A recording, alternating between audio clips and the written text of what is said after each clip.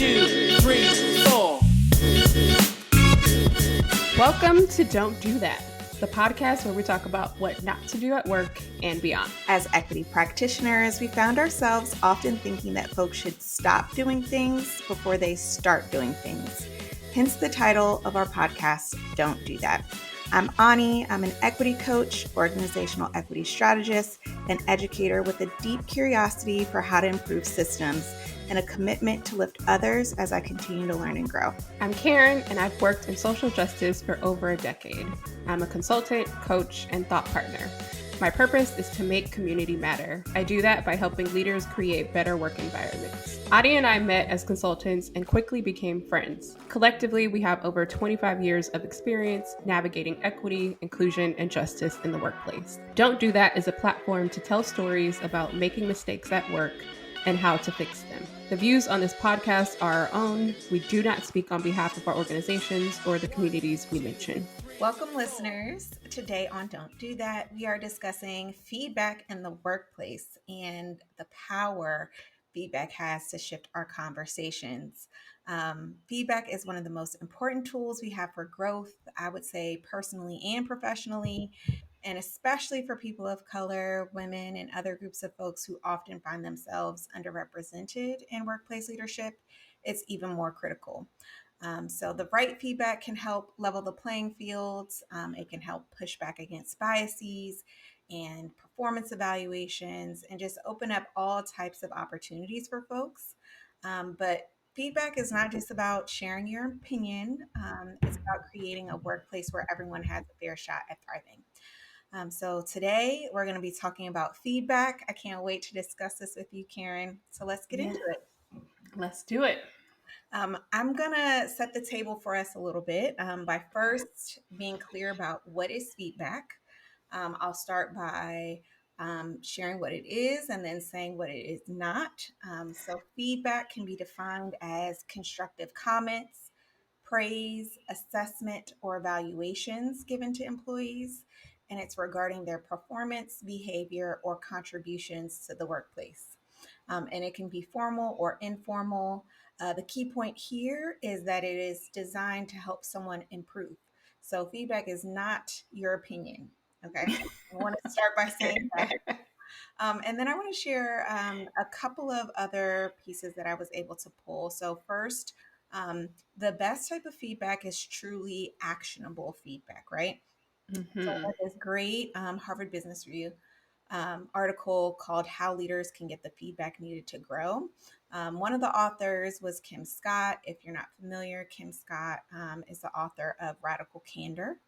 And in the article, it talks about how actionable feedback, especially in times of uncertainty, is truly a game changer. So one, it allows folks to adapt and make changes while there's still time to fix the mistake.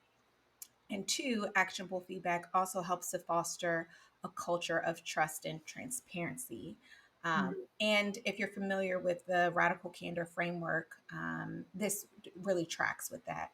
I won't go into the full model, but essentially, Radical Candor is both about being direct and also delivering that feedback with true care. And then before we get into our conversation, the other thing I want to highlight is feedback really is the cheat code for success.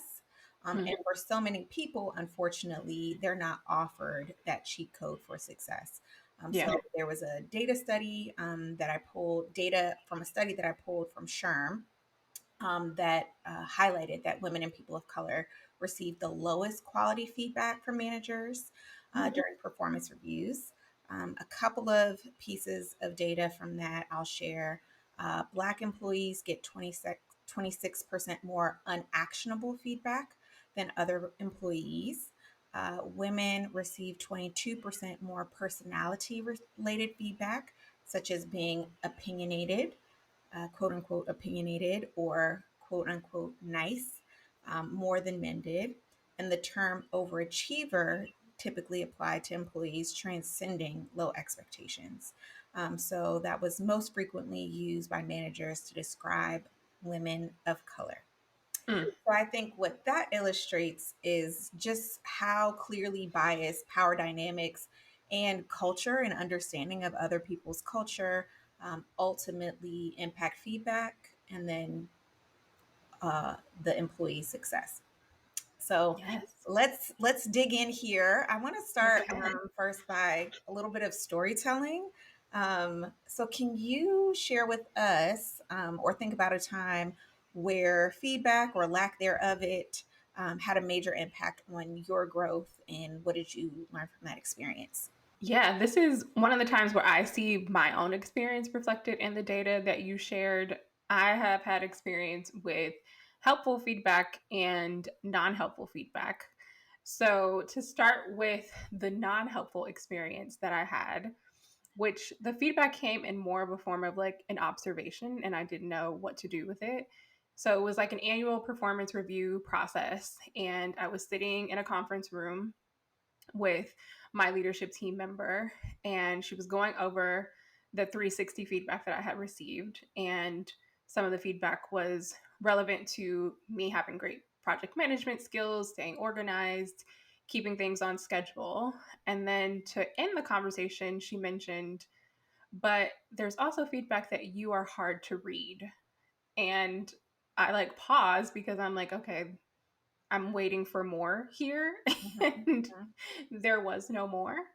And I really had a hard time with that because this was also in my like early to mid career. And so I was at a place where I was wanting to grow in the organization. And so taking, this process very seriously in terms of how I could improve and grow.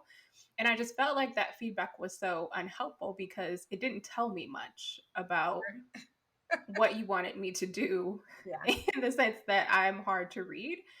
And so for me, it also was an experience of recognizing that there's a choice around how you take feedback. And I decided that that wasn't actually something that I felt like I wanted to change because, again, it didn't feel like it was a hindrance to my role and what I was doing. And it didn't feel like it was helpful in terms of me improving. sure. And what I will say is, as I grew in my career, that same piece of feedback related to me being hard to read later became Karen is so calm under pressure. She knows how Oh, to interesting. handle things and stay, even keeled when there's a challenge or a crisis. And so for me, I think it's important for folks to also recognize like when is the feedback helpful for your growth and trajectory? And when is it something that you just want to say thank you and move on from, or, decide that that's something you want to continue because it's an important characteristic that will carry you through your career. Yeah. So that's one example for me around feedback that was unhelpful and how I decided to make it helpful as I continue to grow. Yeah, yeah. I mean, I think I have similar experiences. I remember getting in a performance review, getting the feedback of, it seems like you don't like us. And I remember Oh, feeling like, I'm not, again, similar to like, this is not actionable. And thinking to myself, like, I have been showing up as a professional, I've been polite and courteous, I have been collaborative, and I'm not sure what is trying to be communicated. It was just like very confusing to me. And it, feedback like that often just puts you on the defense of like your personality or your character. And it's such an unhelpful place to be, especially when we're thinking about like feedback as being the opportunity to cultivate trust. It just felt like such a missed opportunity. I had no, I literally had, I was shocked by it. It's like, I yeah. get the morning every day. Like, what is the, I don't like you, and how is that relevant? So it was very It's not. confusing to me. Yeah, it was not. And if in the spirit of candor, I didn't personally, I would not have been friends with many of the people that were in that workspace. But to me, that felt irrelevant. It felt like that's what they were trying to highlight, that, Mhm. you know, I didn't socialize with people after work, or I didn't share a lot of my like personal life with folks in the workplace, which was accurate. But to me, it felt like I feel like we should still be able to work, and I should still be able to be successful in spite of that. So Yeah. I've never heard that. We feel like you don't like us. I know it was like a very much a gotcha. It was like, okay, I don't, but I've been doing great, I've been doing a great job. So why does that matter? What are some, I mean, you touched on this from your perspective. What are some of the common pitfalls that leaders and managers fall into? So I think both of us shared an example of the feedback around personality over performance. What are Mhm. some other ones? I would say that one pitfall that I see often is when organizations have an aversion to conflict, because oftentimes feedback, especially when it's critical feedback around performance and improvement, it can feel like a conflict in terms of having to deliver that information. And one of the things that I have seen time and time again is someone does something inappropriate. Let's say Bob says something inappropriate, and we decide as an organization that we're going to have a training on what inclusive inclusive language looks like, Sure. instead of telling Bob that that was inappropriate and moving forward with the day. And I think that this blanket, like, let's give everybody this message in the hopes that the one person that it's for Yeah. will magically know that this is for you. And it's like, let's tell the person, Yes. this is for you. Here's what you need to know. Here's what we would like to see in the future. Yes. And if a training is helpful in terms of just reiterating cultural values, then by all means, but I don't think it should be a substitute for offering direct feedback. And I think that's one pitfall that leaders often make that I've seen several times. For sure, for sure. And there's so many layers within that. I remember working, one of my first jobs was at a movie theater, and we had to wear a uniform. And I remember we used to always get these messages about, like, reminder, this is what you have to be wearing for your uniform. Reminder, you have to show up with your uniform. It was one person who did not wear their uniform appropriately. We would all, and that person was also the person who did not check their emails. So it was like, you really need to be direct, right, to this person, and just tell them, like, all of us who are following the rules here, we get it. Like, we're all wearing our uniform. Like, we don't need to hear this again. So I agree that, folks not being direct is, and that's also part of the radical candor framework. Like, you have to be direct, and that can also be caring, and you can also be very kind in that as well. Um, Absolutely. One thing that I think shows up a lot is uh, fixing feedback that offers to fix someone rather than supporting their growth. And I've Mm. actually seen this be offered from, like, the big sis mentoring energy, like, definitely coming from a good place of, if you want to fit in here, here's what you need to do. You have to change how you dress. You have to change how you talk. You have to change, your whole approach and everything about you if you want to be successful here. Um, and I would offer that, one, it's tough for folks to be successful in that posture, right? If they are not being authentically themselves. And the asterisk here is, like, we should all be working to grow and evolve. So I'm not talking about, like, an evolution of self. I'm talking about how people ask you to change fundamentally who you are. So if Yeah. you're an introvert, they're like, no, you need to be standing in the front of the room. If you don't have a public persona, you'll never be successful. If you're not interrupting, if you don't socialize at all of the events, you'll never be successful. So you have to become a totally different person in order to achieve success. And Yeah. I think it's just really harmful. We're not talking about expanding our systems and cultures to let multiple people thrive. It's like, you need to change you to be successful here. Yeah. And I also think that it becomes especially layered and nuanced to your point when, let's say, I, as a Black woman, am asked to deliver feedback to another Black woman who is not on my team or is not on my department, but because we're both Black women, it's like it'll be easier or better coming from you. And Oh, I think that is also very problematic. it's very problematic. And ultimately, when we think about fundamentally the power of diversity, and I'm speaking about like diversity across all sort of like metrics, like thought, personality, just everything that you can think of. The power of that is that we can have multiple perspectives in a space that will ultimately lead us to better outputs. I think what happens is when we sort of like force people to assimilate to, a certain particular standard or norm, like we're missing that. So when people do get into positions of leadership, if people have been, sort of like fixing them along the way, that special thing, that unique perspective, it's somehow been lost along the way. So the value Mhm. add, we're missing it. We're missing it. Yeah, that uniqueness and magic. I think that's where the magic that can happen from that diverse perspective is important. Absolutely. So, how, from your perspective, how do you think employees can maybe advocate for themselves? And I'd love to hear your thoughts about employees at various stages in their career as well.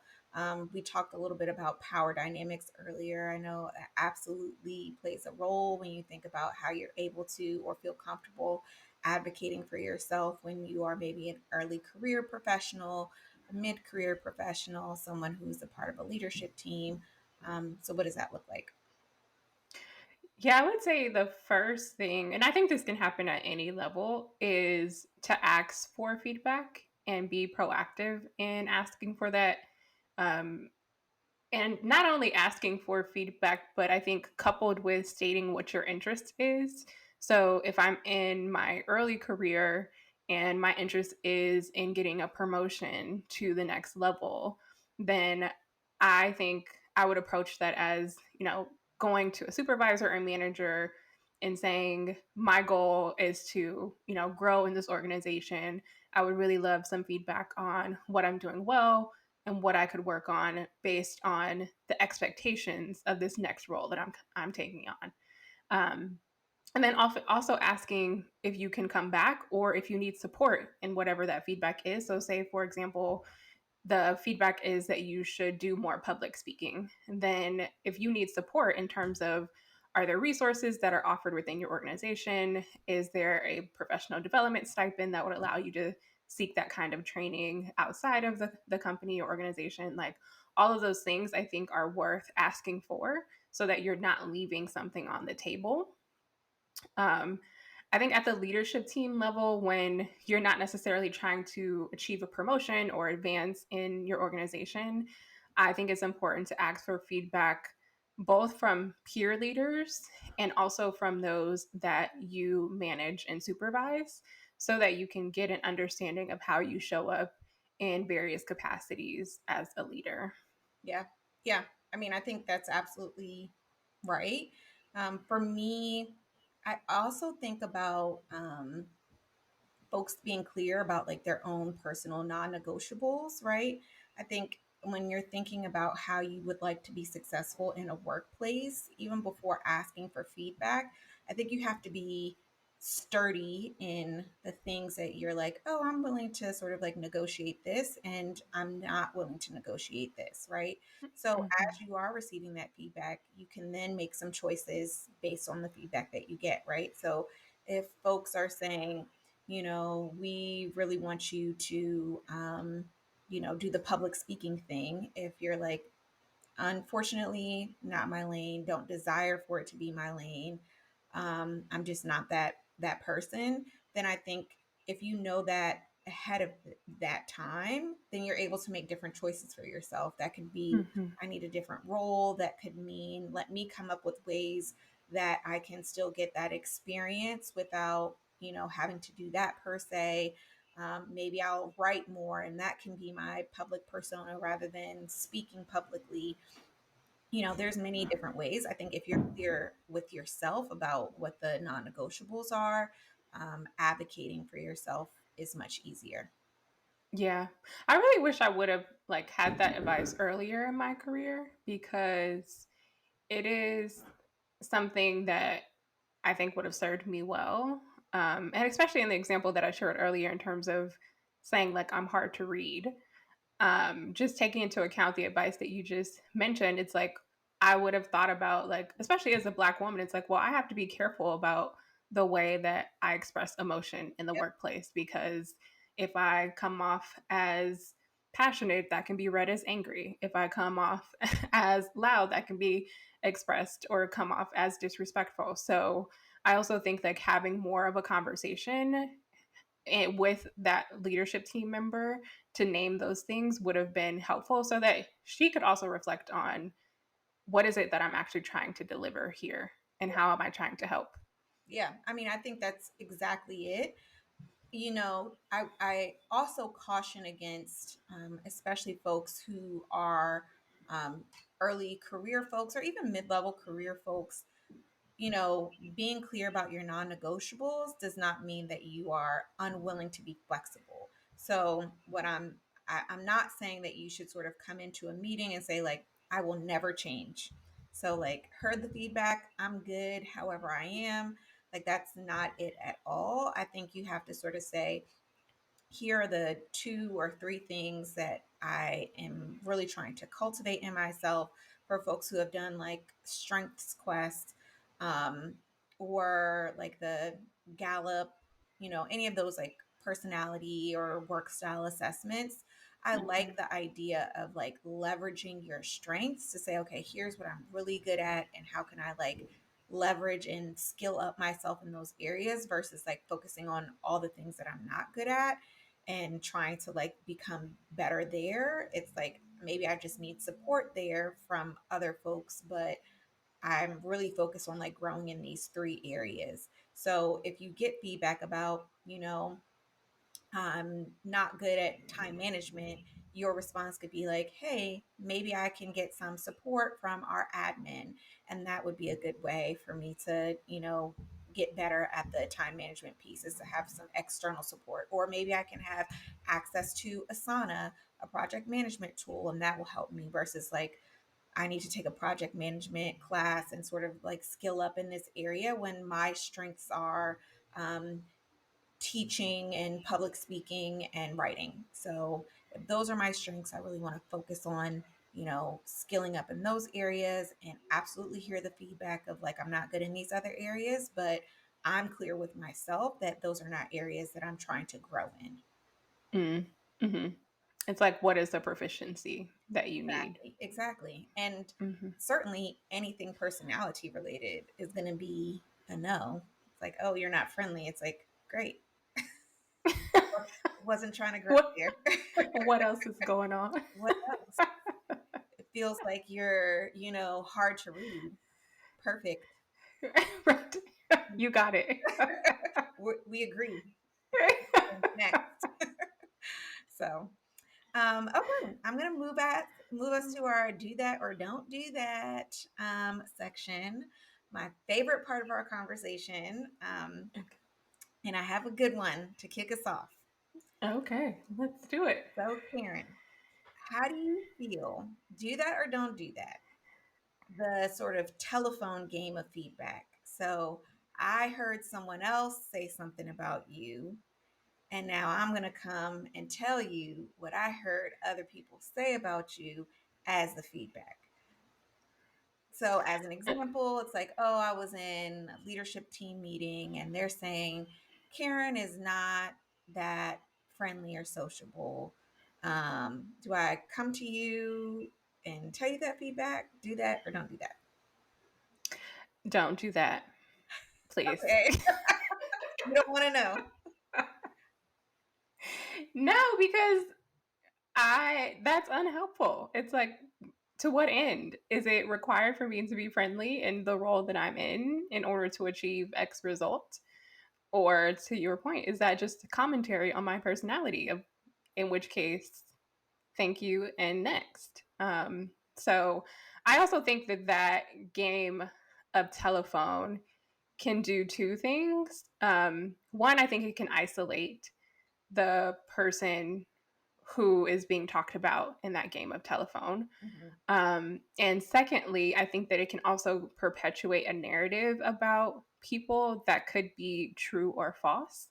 And when there is a narrative or story about an individual, I think I've seen it where that can also creep into the performance evaluation piece where it shouldn't. And so I think that game of telephone does more harm than good. So I would say don't do that. Don't do that. I agree. I think the opportunity, if you find yourself in a situation where you're hearing other people talk about someone else's performance, I would sort of name it in that moment to say like, "Hey, have you given this person that feedback directly?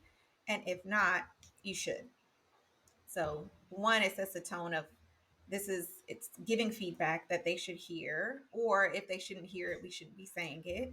And two, it doesn't put you in the position to have to be like the in between, because now this other person knows something that they weren't present for, and it just comes back to you. You're in the middle of it. The other person can say, "Oh, that's not what I said at all. They misunderstood." So I know it can feel like super helpful, but I agree. Don't do that. It's not. Not good practice. Okay.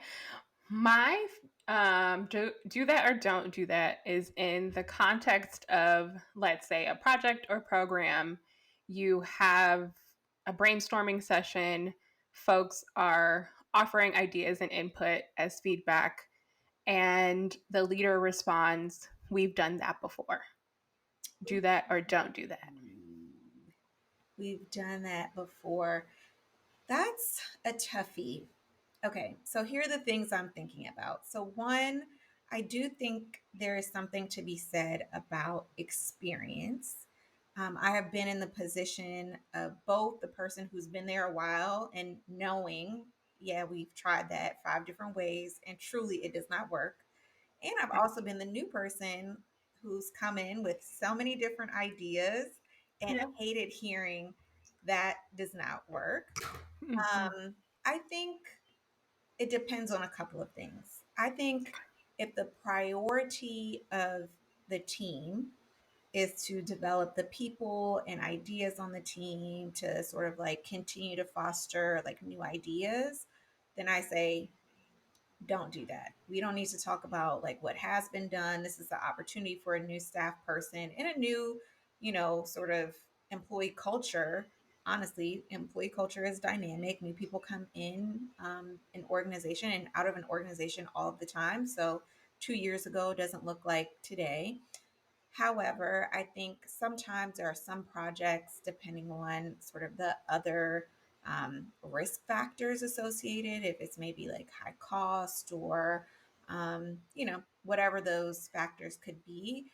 Um, it might be a we're going to do a smaller version of that, or Mhm. let's consider what we've done before and like what can we learn from that one, so we're not sort of like repeating mistakes over time. So I mean, Yeah. that's a tough one. I would say generally I tend to lean towards innovation and supporting like innovation and growth in the workplace, so I would say don't do that. What about I would I would agree. I think my leaning is toward don't do that. And I think to your point, a better way to reframe if I'm a leader is one to say, here's what we learned if we tried something similar. This is a different time with different people. Maybe we're trying to reach a different audience. So the question that I would pose is, what would it take for that idea to come to life, and what would need to be true for that to come to life? Because I think that then also generates a new way of thinking and brainstorming around what do we need to do for this to be successful, rather than we tried it, it didn't work, let's move on. Yeah, I love that. I love that framing. Um, okay. Another do that or don't do that. Um, is it a do that to offer unsolicited feedback? So, say this is a peer or someone who is not a direct report, not a supervisor. You maybe even don't work with them directly, but you are observing something in their work performance. Do you offer it unsolicited or wait for an opportunity for it to come up, or for them to ask you? Ooh. Okay, I think this is definitely context dependent, but I will say I think this is a do that for me, but with an asterisk. I think this is definitely a case where radical candor can be very helpful in terms of being direct and delivering it with care, Hmm. especially if a relationship doesn't exist there. And I would only offer the feedback if it was something that I witnessed or observed directly, so that I'm speaking from my experience to say, we were in this meeting together. I observed that, you did this. Consider thinking about this moving forward and like do with that what you will. I wouldn't have any expectation that the person would, action on that feedback, especially if there's no relationship there. But Hmm. I do think that it can be helpful if it's a direct experience that I've had. I would not offer unsolicited feedback if it is hearsay, to the point that we made earlier. Like, Oh yeah. I heard that you did this thing and you shouldn't do that, because I would, if I was receiving that, I would be like, I don't really care what you heard. Like, how valid is what you heard to me?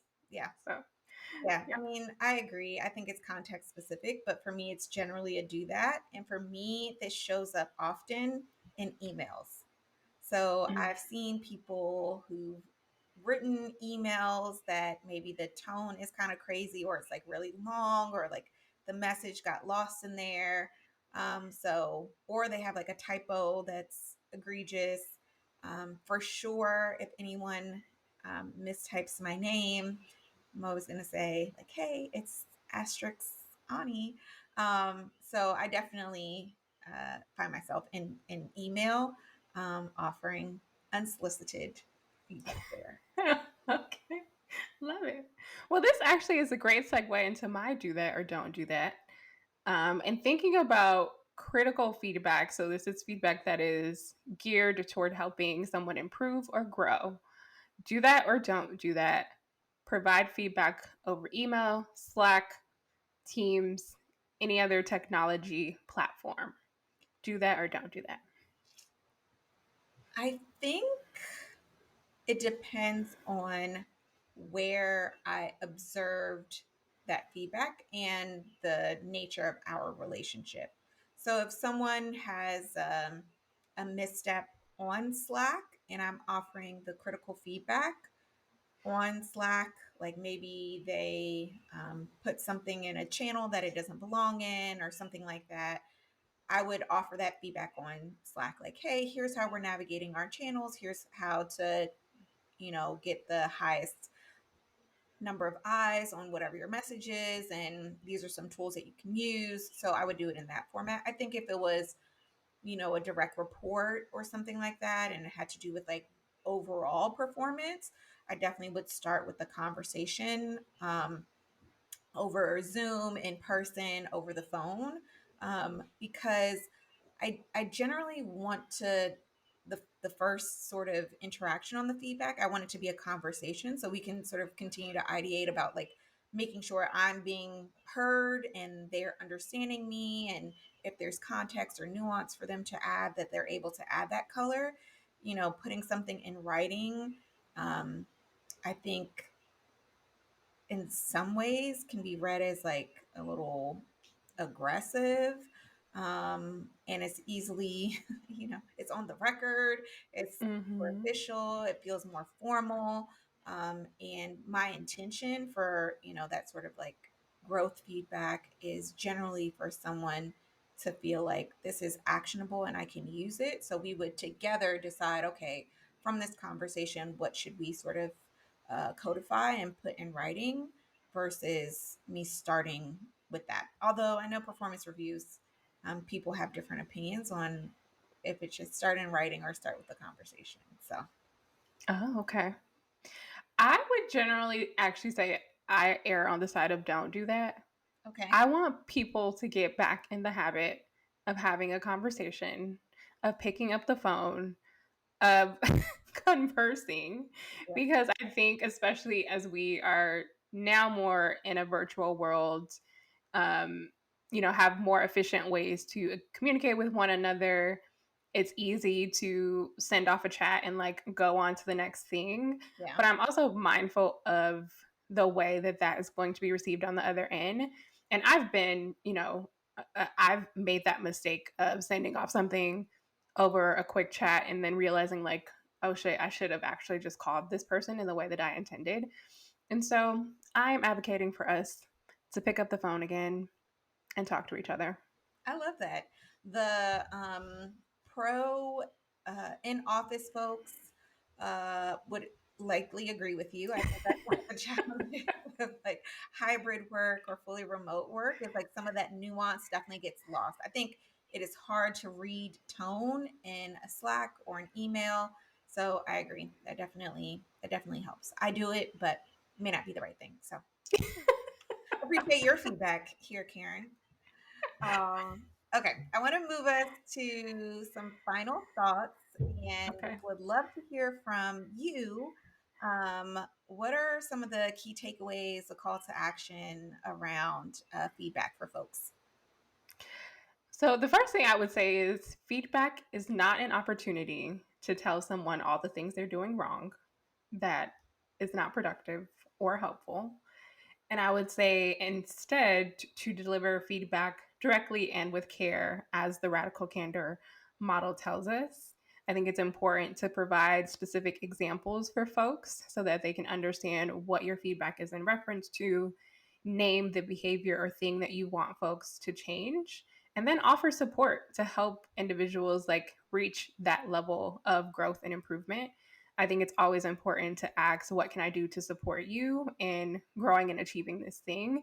Because for me, it's a signal that we are mutually bound in like my success and your success. So if I'm offering you this feedback, care about the way in which it will help you grow, and I'm available to support you in that growth if you want to take it on. So that would be my final thought.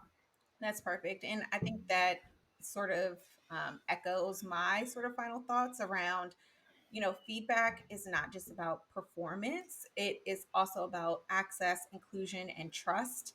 To your point, when it is a group effort towards my success, that only cultivates trust, and having a trusting work environment only leads to all of our success. So feedback should be a regular practice, allowing folks to course correct. I think that also prevents the sort of like gotcha moments of, I'm going to tell you how awful you have been. And right now we're not at a point in which you can undo that. And it should be about performance and not personality. We want to help people to grow and improve in their work, and not talk about sort of their personhood or how they need to change everything about them. So, again, feedback is like an opportunity to cultivate trust and really shape different opportunities for people in the workplace. So, yeah, I hope people can focus on that. Love it. Well, thank you, Ani, so much in leading us in this conversation around feedback. I think it is so critical to the success of organizations and individuals. And so hopefully we left folks with something to chew on. Just to give you all some reminders, if you enjoyed our conversation, please leave us a review. It's a great opportunity to help us boost the engagement of our platform. So take 2 minutes, pause here, leave a quick review, tell us what you think of the podcast so far. Be sure to also share this podcast with friends or peers that you think would find it interesting. And if you would like to reach Ani and I directly, feel free to email us at the don't do that pod@gmail.com. And until next time, remember, Don't don't do that. do that.